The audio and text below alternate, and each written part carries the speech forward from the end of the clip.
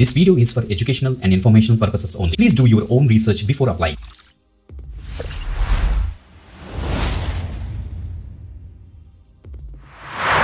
Welcome back again. This is విదయ్ వాచింగ్ వీదడికి గవర్నమెంట్ జాబ్స్ ఛానల్. గైస్, ఈరోజు మనకి గ్రామీణ రోడ్డు రవాణా సంస్థ నుంచి ఒక కొత్త నోటిఫికేషన్ అయితే మనకైతే రిలీజ్ అయింది. సిఆర్ఆర్ఐ ఇన్స్టిట్యూట్ నుంచి ఒక ఎక్సలెంట్ నోటిఫికేషన్ అని చెప్పొచ్చు అనమాట. సో చాలా మంది మన సబ్స్క్రైబర్స్ అడుగుతున్నారు, బ్రో మాకు ఎంటీఎస్ రోల్స్ ఏమైనా ఉంటే పోస్ట్ చేయని అడుగుతున్నారు కదా. సో ఇందులో మనకి మల్టిపుల్ రోల్స్ ఉన్నాయి. అందులో మనకి ఎంటీఎస్ రోల్ కూడా మనకి ఇంక్లూడ్ అయి ఉంది. దానికి 10th పాస్ అయితే సరిపోతుంది. ఈవెన్ 12th పాస్ వాళ్ళు కూడా దీనికి అయితే అప్లై అయితే చేసుకోవచ్చు అనమాట. ఓకే, అండ్ మిగతా రోల్స్ అండ్ వాళ్ళ యొక్క ఎలిజిబిలిటీ క్రైటీరియా ఏంటి, నెక్స్ట్ సెలక్షన్ క్రైటీరియా ఏంటి, అన్ని కూడా క్లియర్ అయితే డిస్కస్ చేస్తాను. సో తప్పకుండా వీడియో ఎండ్ వరకు చూసారనుకోండి, మీకు క్లారిటీ వస్తుంది. ఏ రూల్స్కి ప్రెజెంట్ హైరింగ్ జరుగుతుంది, ఏ రూల్స్కి అసలు సెలక్షన్ ప్రాసెస్ ఏంటి, అసలు శాలరీ డీటెయిల్స్ అన్ని కూడా డిస్కస్ చేద్దాం అన్నమాట. ఓకే, మర్చిపోద్దు గైస్, రెగ్యులర్గా ఫాలో అవడానికి అయితే మ్యాక్సిమం ట్రై చేయండి. మా యొక్క 3 ఛానల్స్ని, ఎస్ వీదడికి, దిస్ ఇస్ విదయ్ అండ్ వీదడికి గవర్నమెంట్ జాబ్స్ ఛానల్. ఎందుకంటే రెగ్యులర్గా అన్ని ఛానల్స్లోనే మేమైతే జాబ్ ఆపర్చునిటీస్ మేమైతే పోస్ట్ చేస్తాం కాబట్టి మిస్ అవ్వద్దు. 3 ఛానల్స్ మీరు రెగ్యులర్గా ఫాలో అవడానికి అయితే మ్యాక్సిమం ట్రై చేయండి. గ్రేట్. ఈ యొక్క పట్ల వీడియో మీరు ఎక్కడ నుంచి చూస్తున్నారు కింద కామెంట్ చేశారనుకోండి. సో యాక్చువల్ వీడియో డీటెయిల్స్లోకి అయితే వెళ్ళిపోదాం. Let's start. గైస్, మీరు ఇక్కడ చెక్ చేసుకోవచ్చు. So CSIR central road research institute నుంచి మనకి అఫీషియల్గా వాళ్ళ వెబ్సైట్లో మనకైతే స్పాట్ చేశారన్నమాట. మీరు ఇక్కడ చెక్ చేసుకోవచ్చు. సో అడ్వర్టైజ్మెంట్స్ అన్ని కూడా మనకైతే ఒక కెరీర్ పేజ్ మనకైతే ఉన్నాయి. సో ఇందులో నుంచి మనకి లేటెస్ట్ అడ్వర్టైజ్మెంట్ వచ్చేటప్పుడు మనకి ఇది మాట సెంట్రల్ రోడ్ రీసెర్చ్ ఇన్స్టిట్యూట్ నుంచి అయితే మనకైతే వచ్చింది. సో అడ్వర్టైజ్మెంట్ నెంబర్ మీరు ఇక్కడ చెక్ చేసుకోవచ్చు. మీరు ఇక్కడ చూస్తే క్లియర్గా మనకి date and time commencement of online application మనకైతే 2nd ఫిబ్రవరి నుంచి అయితే స్టార్ట్ అవుతుంది. గైస్, మీకు కనుక అప్లికేషన్ ప్రాసెస్ కావాలంటే కింద కామెంట్ చేయండి. సో లాస్ట్ డేట్ చూస్తే మనకైతే 23rd ఫిబ్రవరి వరకు ఉంటుందన్నమాట. అప్పటికల్లా మీరైతే అప్లై అయితే చేసుకోవాలన్నమాట. ఓకే, ఇప్పుడు క్లియర్ కట్గా మనకి డీటెయిల్స్ చూద్దాం.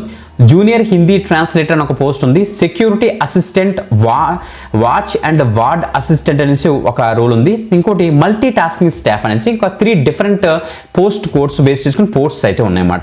సో ఫస్ట్ మన జూనియర్ హిందీ ట్రాన్స్లేటర్కి వచ్చేటికి ఒక పోస్ట్ అయితే ఉంది. మనకి 35,400 నుంచి 1,12,400 వరకు ఉంటుందట. నాట్ ఎక్సీడింగ్ 30 years అని ఇచ్చారు జనరల్ కేటగిరీ పీపుల్, చెక్ చేసుకోండి. అదే సెక్యూరిటీ అసిస్టెంట్కి వచ్చేటికి ఒక పోస్ట్ ఉంది. సో మనకి 35,400 నుంచి ఇక్కడ కూడా అంతే మనకి 1,12,400 వరకు ఉంటుంది. మనకి క్లియర్గా మెన్షన్ చేశారు. 28 years వరకు మనకి అప్లై అయితే చేసుకోవచ్చట. అది ఎంటీఎస్ అంటే మల్టీ టాస్కింగ్ రోల్కి వచ్చేటికి టోటల్గా 10 పోస్టులు అయితే ఉన్నాయి. అన్రిజర్వ్డ్కి ఏమో 4, ఓబీసీ ఎన్సీఎల్కి ఏమో 4, ఈడబ్ల్యూఎస్కి వచ్చేటికి అయితే 2 వేకెన్సీస్ అయితే ఉన్నాయన్నమాట. 18,000 నుంచి మనకి 56,900 వరకు మనకైతే బేసిక్ ప్యాకేజ్ అయితే వేరే అవుతుంది. సో నాట్ ఎక్సీడింగ్ 25 years వరకు మాక్సిమం అప్లై అయితే చేసుకోవచ్చు అని అయితే చెప్తున్నారు. But as per the government norms మనకైతే ఏజ్ రిలాక్సేషన్స్ కూడా అప్లికబుల్ అవుతాయి. ఒక టేబుల్ కూడా ఇచ్చారు, అది మీకు చూపిస్తాను, don't worry at all. So ఇండివిజువల్గా ఎసెన్షియల్ ఎడ్యుకేషన్ క్వాలిఫికేషన్ చూద్దాం. జూనియర్ హిందీ ట్రాన్స్లేటర్కి వచ్చేటికి అంతే మాస్టర్స్ డిగ్రీ మీరు చేసి ఉండాలి. హిందీలోని ఆర్ ఇంగ్లీష్ మనకి ఆ సబ్జెక్ట్ ఉండొచ్చు, లేకపోతే ఇంగ్లీష్ విత్ హిందీ ఉండొచ్చు అనేసి వీళ్ళైతే చెప్తున్నారు. మాస్టర్స్ డిగ్రీ మాట. ఓకే, సో అంటే ఏం లేదు, హిందీలో కనుక మీకు మాస్టర్స్ డిగ్రీ ఉంటే ఇంగ్లీష్ మీరు ఒక సబ్జెక్ట్గా చదివి ఉండాలి, లేకపోతే ఇంగ్లీష్ ఉంటే మనకి హిందీలో చదివి ఉండాలని వీళ్ళైతే చెప్తున్నారు అనమాట. ఓకే, సో డిజైర్ క్వాలిఫికేషన్లో మీకు ఏమైనా ఇక్కడ చూడండి, knowledge at the level of matriculation of recognised board అని కూడా మెన్షన్ చేశారు. Degree or diploma in translation Hindi to English or English to Hindi translation ఏమైనా డిగ్రీ కానీ డిప్లొమా కానీ ఉందనుకోండి యాడెడ్ అడ్వర్టైజ్ అవుతుందని చెప్తున్నారు. జాబ్ రిక్వైర్మెంట్ చూస్తే అఫీషియల్ లాంగ్వేజ్ పాలసీ బేస్ చేసుకుని గవర్నమెంట్ ఆఫ్ ఇండియా అండర్ కింద నామ్స్ బేస్ చేసుకుని మీరు అయితే వర్క్ చేస్తారు. Next security assistant, watch and ward అసిస్టెంట్కి వచ్చేటికి మనకి ex service man essential qualification చూడండి. మనకి ఇది కొంచెం డిఫరెంట్గా ఉంటుంది. జేసీఓ ఆర్మీకి సంబంధించి ఆర్ ప్రిలిమినరీ ఫోర్సెస్ వాళ్ళు దీనికి అయితే అప్లై చేయడానికి అవుతుంది. 5 years ఆఫ్ ఎక్స్పీరియన్స్ వీళ్ళైతే అడుగుతున్నారు. అందుకే ఇది మనకి యూజ్ అవుతుంది కాబట్టి ఇలా కిందకు వచ్చేసేయండి.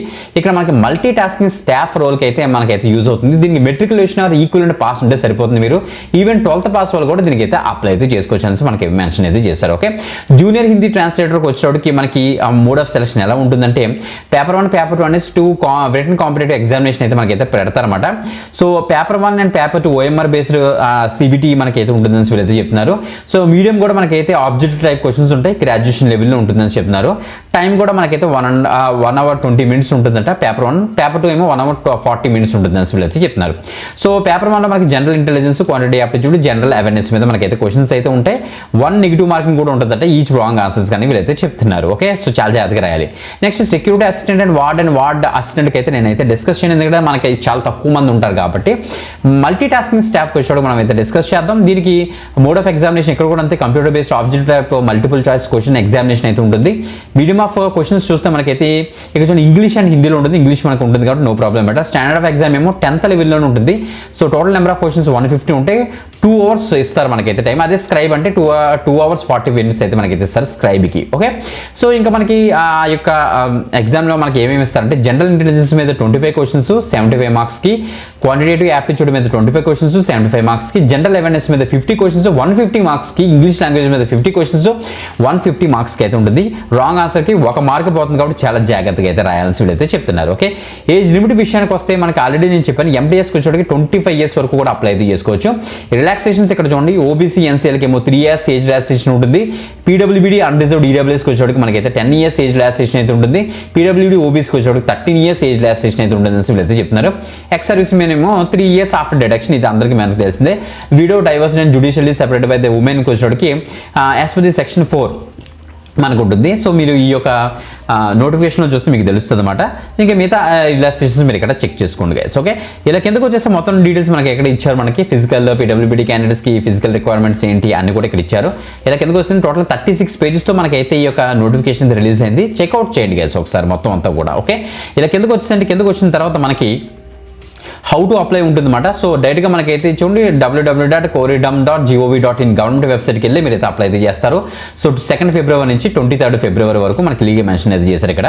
ఇలా మెయిన్ ఇంపార్టెంట్ ఏంటంటే మనకైతే ఫీజు మాట ఇక్కడ చూడండి, candidates are required to pay application fee of 500 rupees మీరు అయితే పే చేయాలి. The non refundable application fee of 500 rupees where applicable for may be deposited through SBI correct base చేసుకుని మీరైతే సో ఆ యొక్క ఈ రిసిప్ట్ అయితే మీరైతే జనరేట్ చేసుకోవాలన్నమాట. సో మనకి అది కూడా CRRI వెబ్సైట్లోకి మనకి 2nd February నుంచి మనకైతే అవైలబుల్గా ఉంటుంది. అక్కడ నుంచి మీరైతే యాక్సెస్ చేసుకోవచ్చు.